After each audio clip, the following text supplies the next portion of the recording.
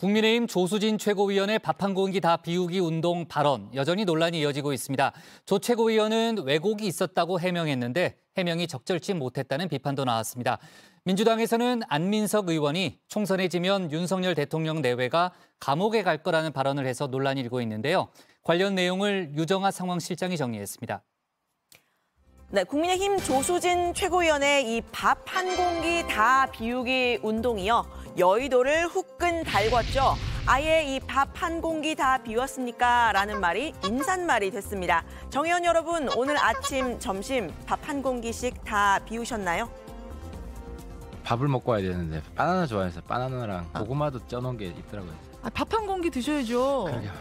요즘 같은 시국에 밥을 먹어야 되는데. 남기고 그러시면 안 됩니다. 밥 한 공기 다 먹자. 저 어제 다 먹었습니다. 네, 논란이 커지자 조 최고위원은 오늘 회의에서 논의된 아이디어를 전달하는 과정이었다, 이렇게 해명을 했습니다. 책임감을 느끼고 있다고도 말했습니다. 지는 어찌됐든 경위에 어찌됐든 어려움을 가중시킨 것, 이렇게 보면서 굉장히 좀 무거운 책임감을 느끼고 있고 또 국민과 당원께 송구한 마음이 큽니다. 다만 그 발언은 월요일에 있었던 회의 내용에서 여러 가지 개진됐던 아이디어를 전달하는 과정에서 나왔고요.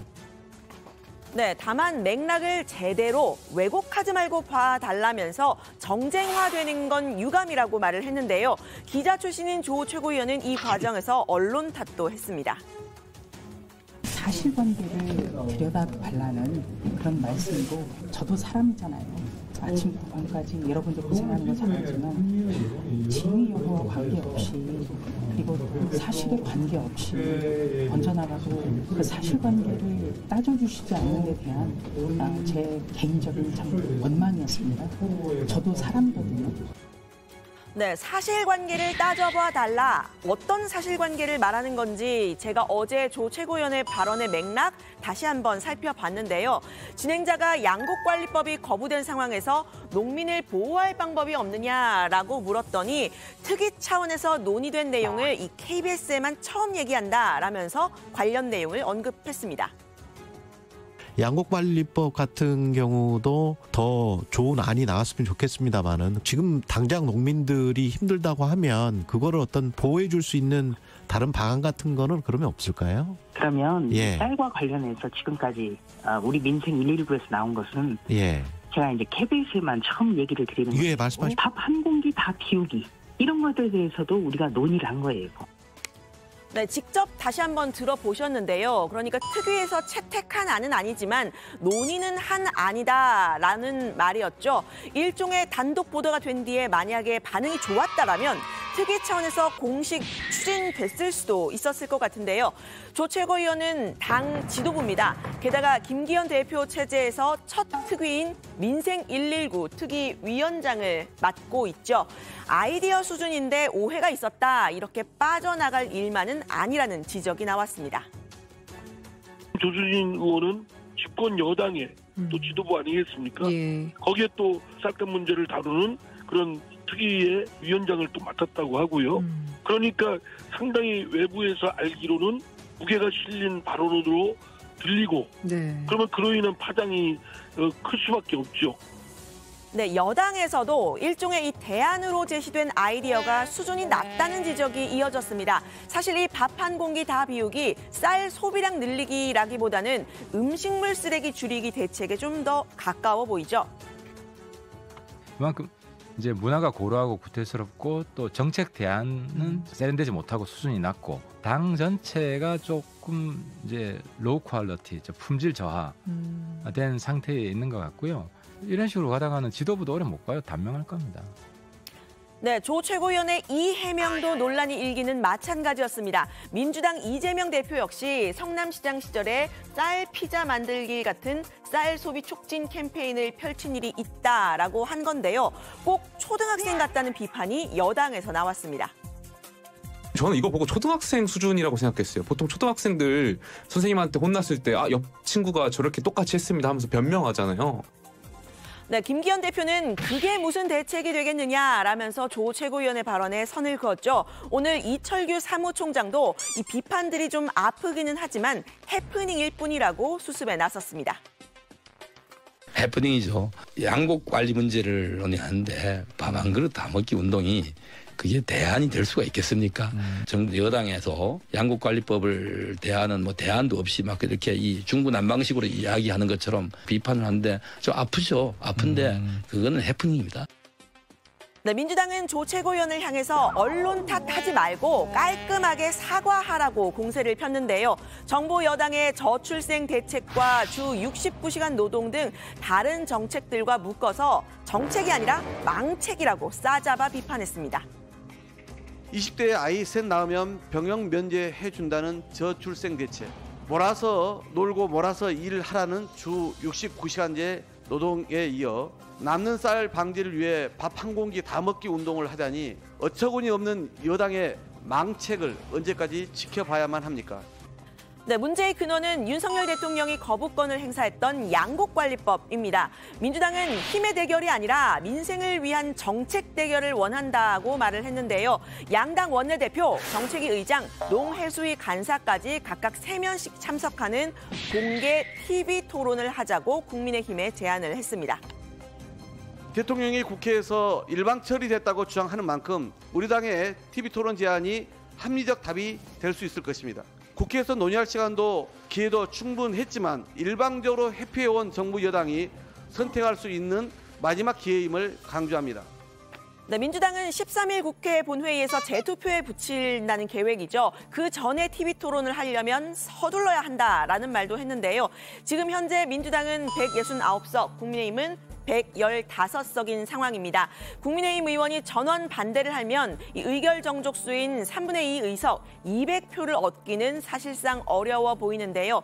하지만 농촌을 지역구로 하고 있는 국민의힘 의원들도 사실은 호응을 할 거다라는 게 민주당의 기대입니다.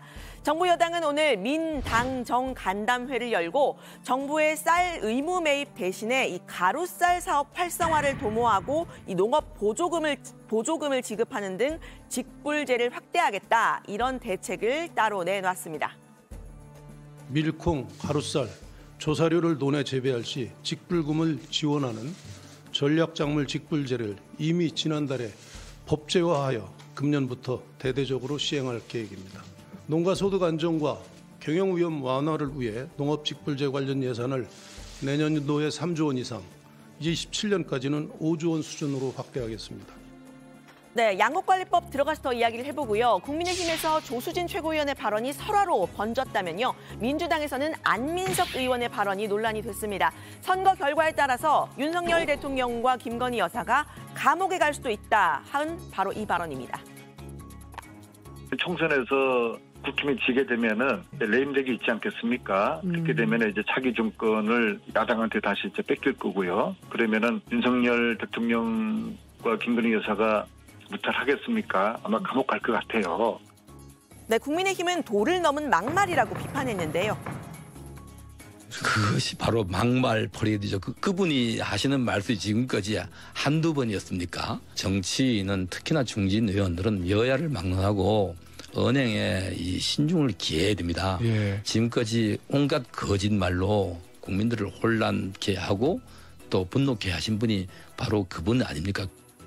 네, 민주당에서도 비판이 나왔습니다. 민주당이 내년 총선 승리를 원하는 건 사실이지만 딱 거기까지라면서요. 현직 대통령 내외가 감옥에 갈 거라는 발언 과도하다는 겁니다.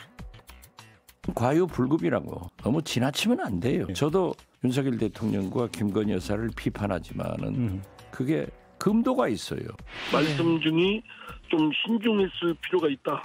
어쨌든 감정적 부분을 그것도 이제 너무 입에 담아서는 안 되는 감옥. 현직 대통령 내외분을 감옥 간다. 저쪽도 그러면 감정적으로 대응을 하는데 결국 그런 저 안민석 의원이 뜻한 바가 아닐 겁니다.